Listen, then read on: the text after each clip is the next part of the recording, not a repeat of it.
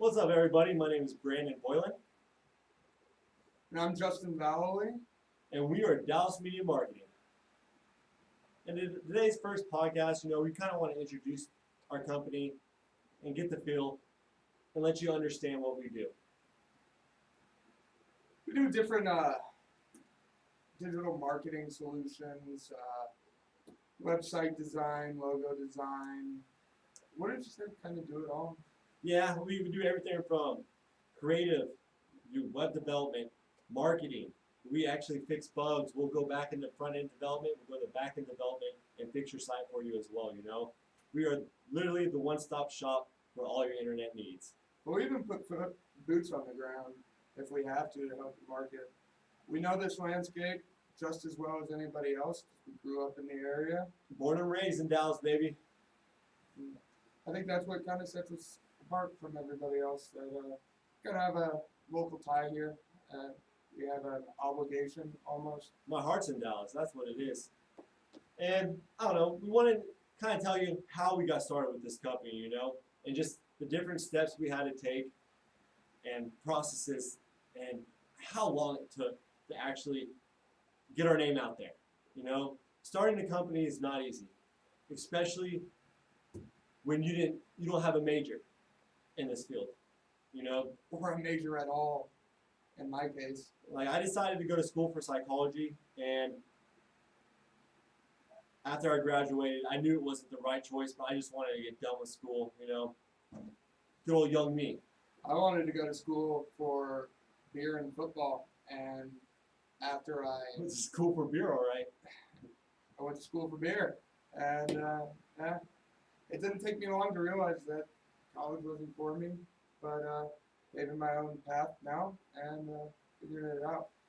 And the thing about Justin and I, we have both made drastic mistakes in our lifetime that changed our course of events forever. Last Thanksgiving, I ended up getting a DWI, which the case is still pending, so I'm not guilty, but Alleged. Yeah, alleged. Alleged. And just I I spent some time outside of the state. I went to live with my grandparents in New York after college. After that, I moved to California because I had the opportunity to spend the summer there for relatively cheap. It ended up being really expensive, so yeah, kind of just been all over. Experienced a lot of different things. And, this is what really leads us to the first topic. You have to have a college education to get a good job. False. bullshit. Completely false. You have to have drive. You have to have passion. You have to have dedication. You have to learn how to take criticism, and they don't teach you that in school. You know who does teach you that though? And this is Donald Trump. No, it's something that you say all the time that I've been thinking about a lot lately. Is that I hit the parent lottery, and you say that about your parents all the time. It wasn't that my parents were perfect or immensely rich. Yeah, I was privileged growing up. I got my first car when I was 15 years old, but that car was, Would you consider it white privilege? I mean, Sorry, that's a whole other semantic argument. I've seen kids drive BMWs to high school when they're 16 years old. I got a beater. My parents could have bought me anything that I wanted, but they chose to give me the shitty old car, and by no means did my parents do everything right. They Hey, at least you failed got to businesses. They failed their marriage. They fucked up a lot.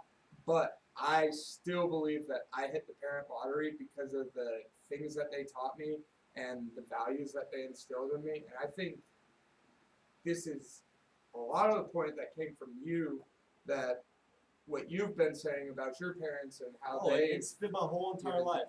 All right, I was blessed with great parents. As a kid, we didn't have too much money at all. You know, we were living in a duplex. We were living paycheck to paycheck. And then my dad decided to form his own company. If you've ever seen the movie War Dogs, he does military contract, and that's exactly what he does. And seeing that, I've always been entitled, or I've always had stuff easy, or I've never had to work for something, which people don't understand. They don't see behind the scenes. I've had a job since I was 15. I was pushing carts at Kroger. I've always worked. That's the way my dad taught me. Is if you want to go get something, you work for it. I remember, not to interrupt you here, but when I was like 7 or 8 years old, the Xbox just came out, or it was PlayStation or something. And my dad was like, "Look, if you guys raise $50, then I'll cover the rest of the difference of whatever the cost was at the time." So me and my brothers decided to hitch. It was the dead of winter in Texas, so it wasn't that bad. We stood on a corner, and instead of selling lemonade, we sold coffee and lunch, breakfast. We had these homeless people signs, fucking homeless people signs. It said lunch ? We had so many people stop. Hey, $2 to buy you food? We're like, no, we're out here hustling. Justin, remember that time in college that was it game day? Haha, yes. All right, there's parking out everywhere, So there's free parking. This is all free parking. So what us entrepreneurs do, Allegedly. we went and filled up the spots with our own cars, and then sold them as parking spots for $20 each. Allegedly. And once I figured out Justin had that same interest, that same drive, that same ambition towards the money, you got to get it. I knew this is going to be success. Ironically enough, that was the first time that my mom came to Lubbock, and What a great example. when we did it, we told her what we did. She was like, "Y'all don't do that every Saturday." We're actually just strapped for cash this weekend. Yeah, we needed some beer money at the time, but with that, we understood that we think outside the box as people. We've always thought outside the box. We've never been one to follow the meta. We don't follow the stream. We go against the stream because we try to find little things that we like niches. Everyone's caring about social media marketing and paid Facebook advertising, but no one's really seeing that paid reach is crap. There's better ways to get organic reach.